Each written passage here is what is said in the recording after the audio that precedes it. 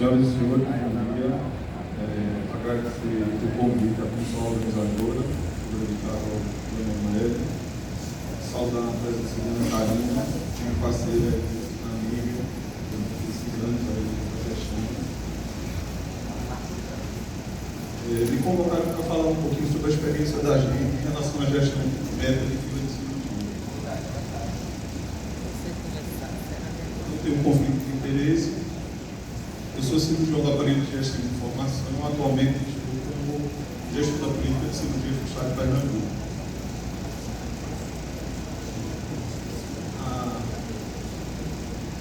É muito difícil falar de fila de cirurgia em virtude de uma grande dificuldade, né, da gente poder monitorizar, e os registros são muito falhos em relação ao número de pacientes que se encontram em fila.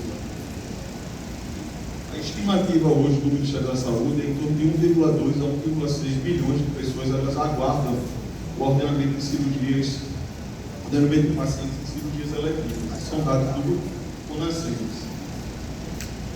A fila aumentou em cerca de 35% entre os anos de 2020 e 2023. E a pergunta que a gente se faz sempre é quais são as cirurgias mais prevalentes nas filas aqui no estado de Pernambuco. Por incrível que pareça, a interpretação da gente é que a alta complexidade demanda mais recursos, demanda mais investimentos. A gente identifica que as cirurgias que têm o maior volume, o maior número de cirurgia é a cirurgia de média complexidade. Em virtude, exatamente, eu vou explicar a vocês alguns detalhes, mas por conta do período pandêmico, ele teve um aumento muito considerável, de 30% a 35%.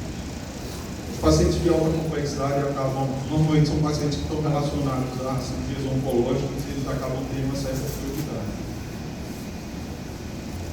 E aí eu vou trazer para vocês um pouquinho quais são as principais razões para esse panorama atual. Né?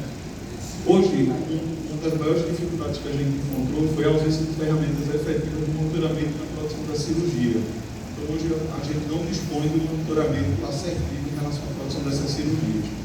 E o que a gente identifica, na verdade, é uma baixa produção cirúrgica. A gente monitoriza mal e a gente cobra mal. Outra razão importante para esse panorama atual é essa relação desproporcional entre a relação entre emergências e cirurgias eletivas. É normal que exista um interesse, o olhar da gestão em relação ao procedimento cirúrgico de emergência, exatamente porque são procedimentos que requerem a necessidade imediata. Mas esse gráfico para a gente é bem icônico.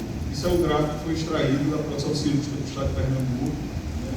E a gente verifica, essa curva em verde é exatamente a curva de cirurgias eletivas, é o número de cirurgias eletivas. E a curva em vermelho é o número de cirurgias de emergência. Você observa um declínio importante, uma ascensão. Quando existe ascensão e investimento na produção de cirurgias eletivas, consequentemente a gente vê um declínio da curva de cirurgias de emergência.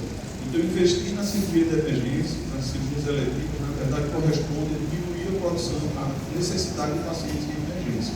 Então, a gente tratando, a gente otimizando, a gente fazendo com que o número de cirurgias eletivas aumente, consequentemente, vão gerar a diminuição e expectativa de pacientes nas cirurgias de emergência.